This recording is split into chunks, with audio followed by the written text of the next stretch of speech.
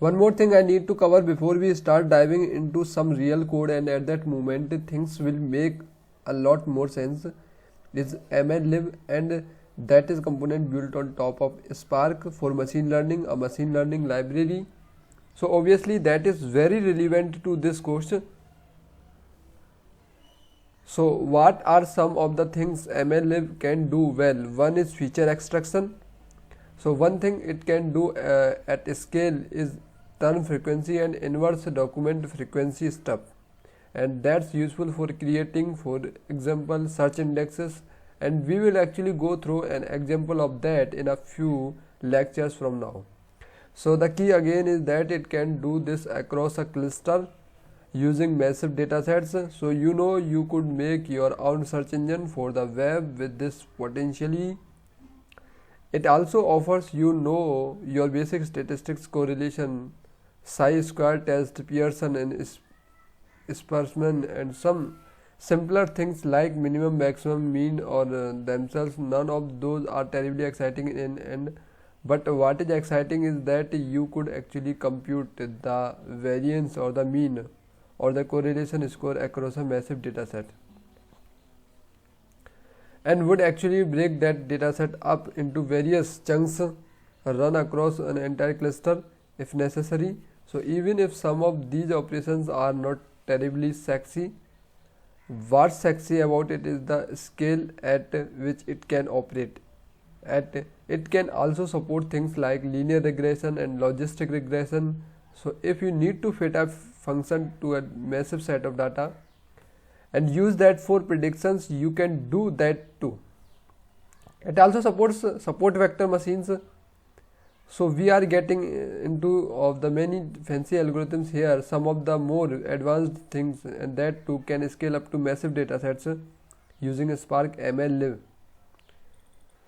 There is a naive Bayes classifier built into MLlib. So remember that spam classifier that we built a few lectures ago.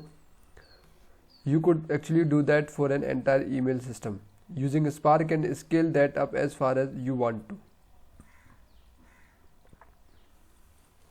Decision trees, and one of my favorite things in machine learning, that too is supported by Spark, and we will actually have an example of that later in this course. K-means clustering, we will also do an example of that later in the course, and you can do clustering using K-means, using massive datasets, using Spark and MLlib, even principal component analysis and SVD. We can do that with Spark as well, and we will have an example of that too. And finally, there is a built-in recommendations algorithm called alternating least squares that's built into MLlib. Personally, I have had kind of mixed result with it. It's a little bit of my taste, but I am kind of a recommender systems snob, so take that with a grain of salt. Using MLlib is usually pretty straightforward. There are just some library functions you need to call. It does introduce a few new data types, however, that you need to know about. One is the vector, and an example of a vector. Remember when we were doing movie similarities and movie recommendations? For example, a vector might be a list of all the movies that given user rated OK. The difference between a sparse vector and dense vector. So let's say we have sorry, remember there are many movies in the world, and a dense vector would actually represent data for every single movie that user watched, whether or not they actually watched them. So for example, let's say I have a user who watched Toy Story. Obviously I would store their rating for Toy Story, but if they did not watch the movie Star Wars, I would actually store the fact that there is not a number. There is no value, there is missing data frame for Star Wars. So we end up taking up space for all these missing data points with a dense vector. A sparse vector only stores the data that exists. It does not waste any memory space on missing data. Okay, so it's a more compact form of representing a vector internally, but obviously that introduces some complexity while processing, so it's a good way to save memory. If you know that your vectors are gonna have a lot of missing data in them, there's also a labeled point data type that comes up, and that's just what it sounds. It's a point that has some sort of label associated with it that conveys the meaning of this data in human readable terms. And there is a rating data type that you will encounter if you are using recommendation with MLlib. So you know that actually can take in a rating that represent a 1 to 5 or 1 to 10. Whatever star rating a person might have, and used that to inform product recommendation automatically. So I think you finally have everything you need to get started here. Let's dive in and actually look at some real MLlib code and run it, and then it will make a lot. So let's play around Spark and MLlib. Open up your Anaconda prompt or your terminal depending on your operating system.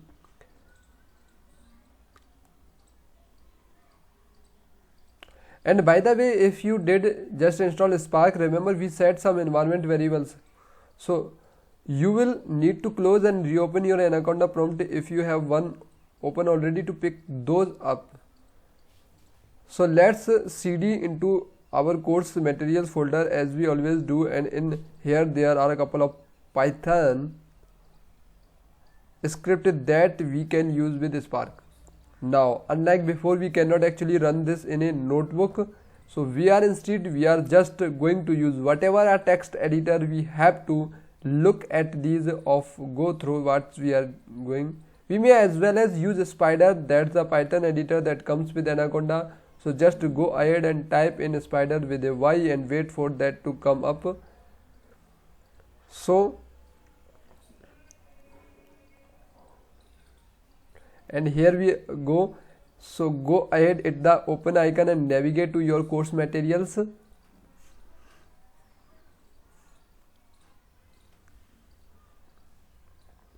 See ML course, and we want the script spark decision tree.py, and alright, so let's walk through what's going on here, shall we?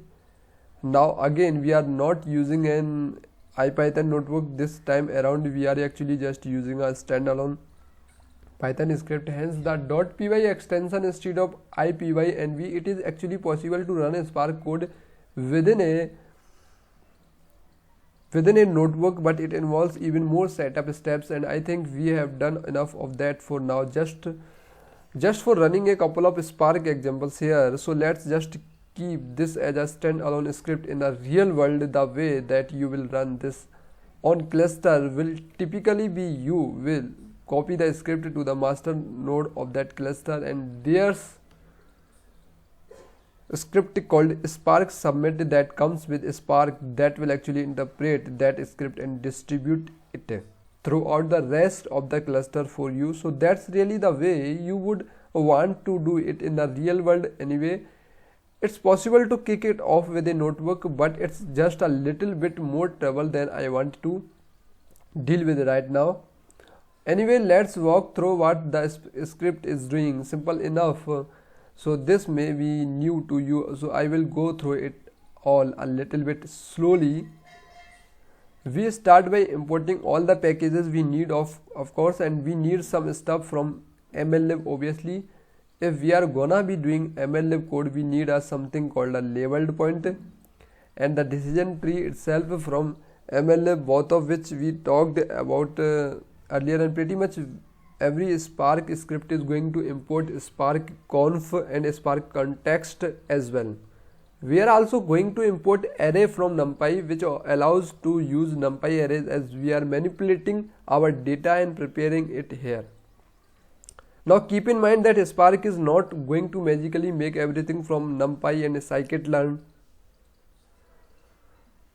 distributable and parallelized across a cluster. If you call numpy or scikit-learn function within the script, it is just going to be running it within the specific node that this is running on. So it's not going to automatically distribute that work across your cluster for you.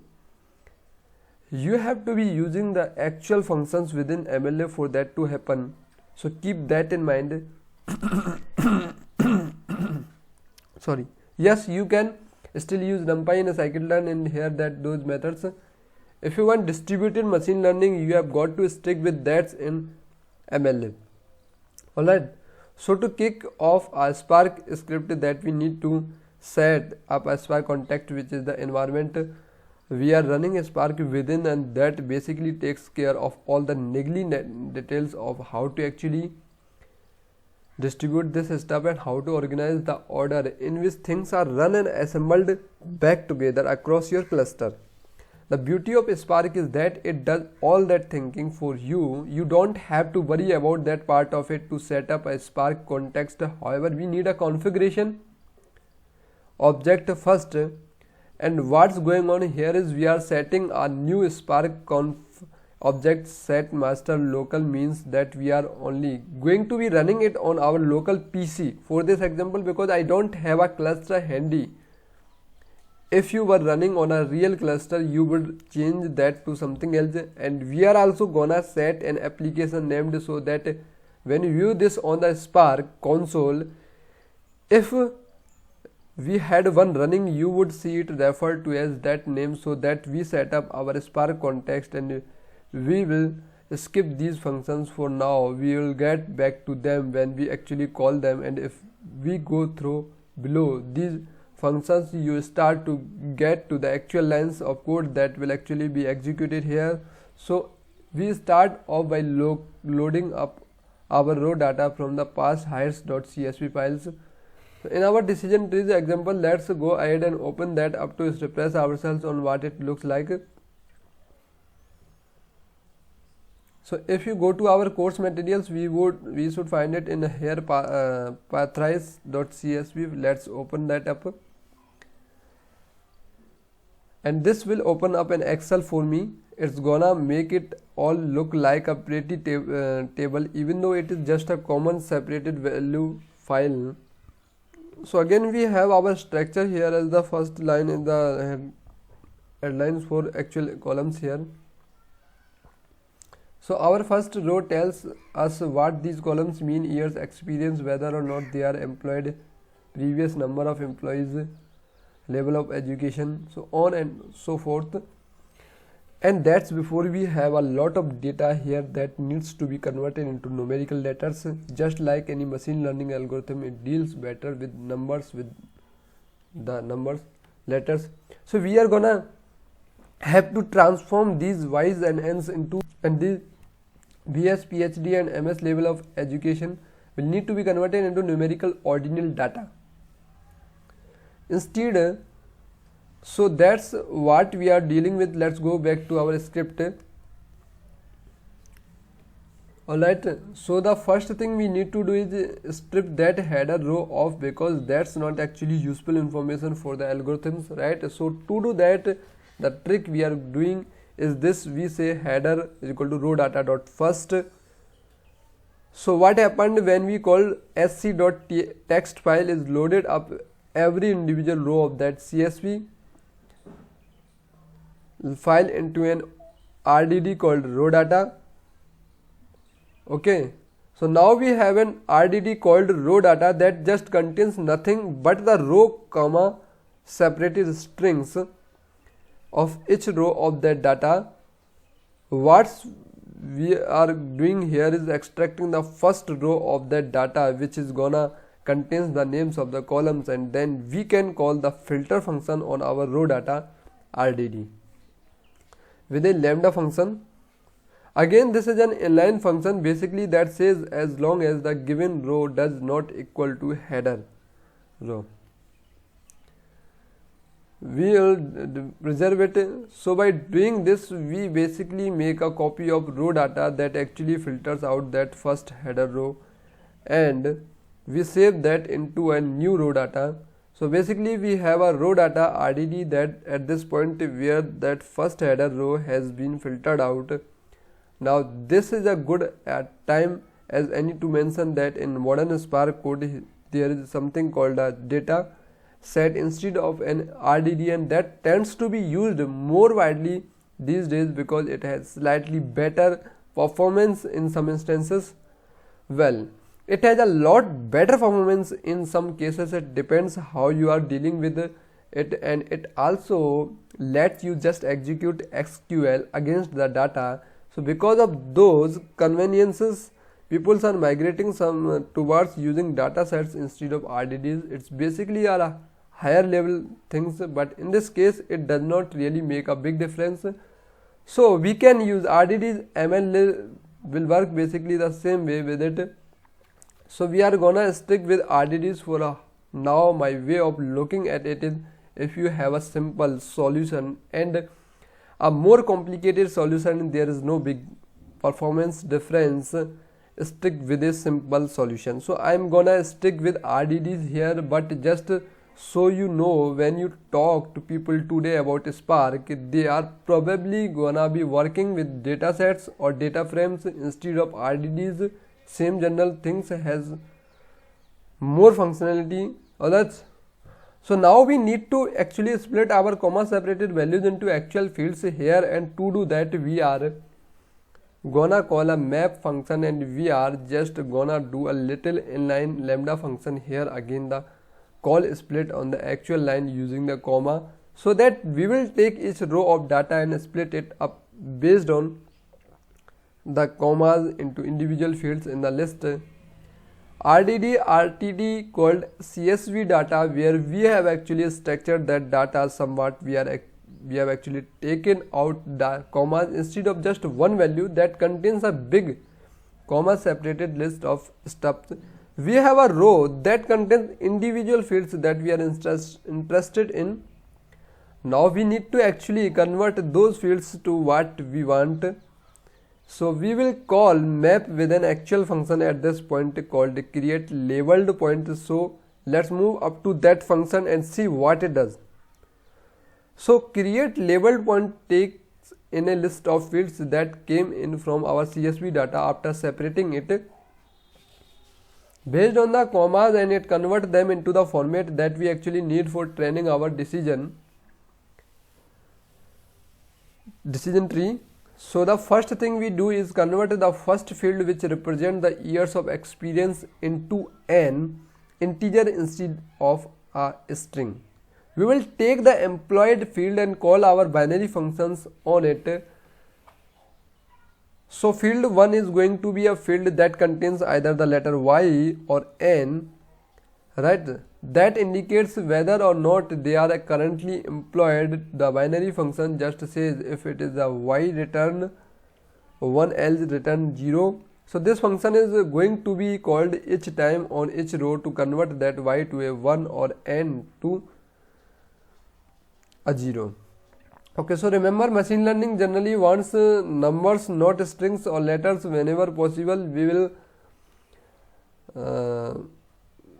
convert the previous number of employers to an integer from a string. The education level, we will call this map education function on that field, and that just convert BS and MS and PhD to the ordinal values 1, 2 and 3, and we will just call the binary function again to convert the Y's and N's on whether they came from a top tier school where they had a previous internship, and the final level data of if they were hired or not from Y's and N's to zeros and ones. And as you may recall, MLlib wants labeled point as its inputs. So we are going to return a labeled point structure that contains the label, which is the highest field, followed by all the features data, which we will be an array that contains the years of experience or not they are employed, previous employer, or so on and so forth. So the label point contains the label, which is the thing that we are trying to discover whether or not they should be hired. And then the features, which is all the different features of each person that might influence whether or not, they would be hired or not. Alright, so at this point we go back down to where this was called. We have a new RDD called training data that contains all of our training data converted into numerical data and ultimately converted into labeled point, which is what MLlib expects. So awesome things happened. Now we can start playing with MLlib. So let's create a set of test candidates to actually try this out. With this example, we will just set up one person here. So we are going to set up an array that contains information that represent 10 years of prior experience. They are currently employed. They had 3 previous employers. They currently have a BS degrees. They are not from a top tier school and they did not do an internship. Okay, so we have sort of set up this fake test candidate to see if we can actually make a predictions new person that we have not seen before. Once our decision tree has been created, and then we take that test candidate and create an RDD out of it, so we can actually feed it into Spark using the parallelize function that just convert this array of test candidate, which is really just one candidate, into an RDD called test data. Next we will actually make our decision tree classifier. We will call it model, and we can just call decision trees that comes from the MLlib library train classifier, passing in our training data RDD that contains all the labeled training data and a bunch of hyper parameters here. Num classes indicate that we only have 2 classes that we are trying to sort people into, whether or not they are hired, yes or no. That's 2 different classes.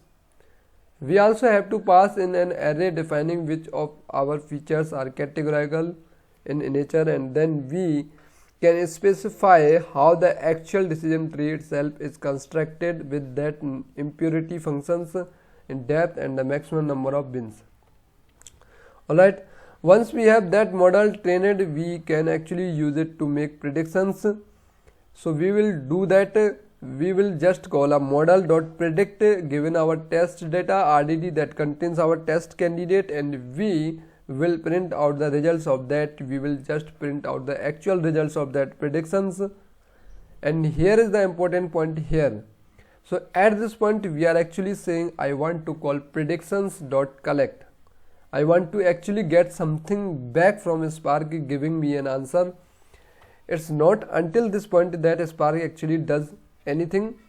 So all that's been happening up to this point is that a directed acyclic graph is getting constructed of all the stuff that Spark needs to do to produce a set answer at larger scale. Once I actually say I want a result, I want an answer, you will go back and constructed the optimal of it, putting it all together, and the optimal way of it. If I were on a cluster, and at that point it will go off and start chugging away and producing an answer for me. So we will actually print out our ultimate hired prediction, and will also print out the sort of things. There is a handy to debug string method on the decision tree model that will allow us to sort of understand what's going on inside of the decision tree and what decision it makes based on what criteria. So with that we can try it now again with Spark. We need to run that actually within the Spark environment itself. I cannot just run this from within Spider, at least not without doing a bunch of things. So let's close out of Spider, or at least minimize this for now. And if we go back to our Anaconda prompt, it's actually open up a new one.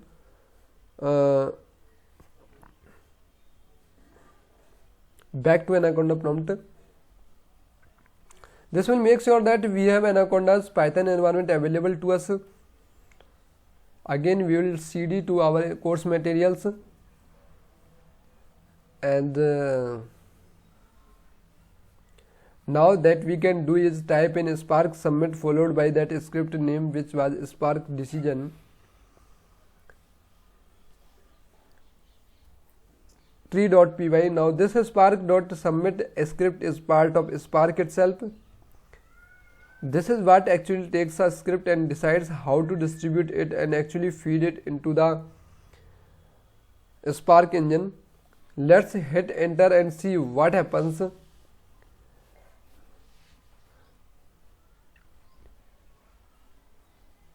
Let's see. So if you are installed Spark successfully, you should be seeing something like this.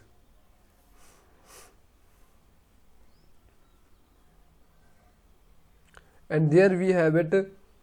Alright, so for our first test user, there we actually predicted that we would hire that person. And also we have the actual decision tree itself printed out here. Now we actually cannot obviously do it nice pretty graphical representation like we did before, because we are just in the command console here, but you can still interpret this. So basically it says if features 1 and 0. So the way to interpret that is, if we look back at our source data here, if we start counting at 0, feature 101 would be employed. And remember we converted y and end to 1 and 0. So it says basically if you are not employed, features 1 is which is employed is in the set, and 0 which contains a single value of 0. So for the categorical data you will see that syntax in curly brackets and whatever the categories are.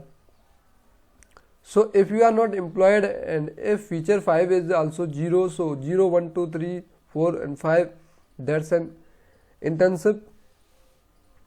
So if you are unemployed, you did not do an internship, and this says if you have less than half a year experience, basically you have no experience and you have only a bachelor's of science degree, BS degree, we will not hire you is what the prediction is. And you can go through and figure out the rest of the structure and read this stuff, basically cool. So there you have it, an actual decision tree running with Apache Spark, and although that seems like sort of a convoluted way of doing things on a single computer, I mean it is the beauty is that if you were to actually run this on the master node of a real Hadoop cluster or a real Hadoop, things would just work. You would actually distribute that work across the entire cluster. How cool is that? So you could actually feed in a massive data set of training data and a massive set of people that you want to make prediction for it, and could distribute that throughout an entire cluster and give you back results no matter how big that data set might be. So that's what really exciting about this. You could imagine a world where you are working for some huge company or some company that produces hiring software, recruiting software, and you could actually run this at massive scale across a massive number of people. I will leave aside the ethical concern of actually doing something like this in the real world, where you are just trying to boil people down into a number and feeding them into a model. I mean, obviously I would actually want the real hiring decision to be based just on world I want, but for the sake of illustration, this is how it would work. So there you have a decision tree in Spark running for real. Thank you for watching.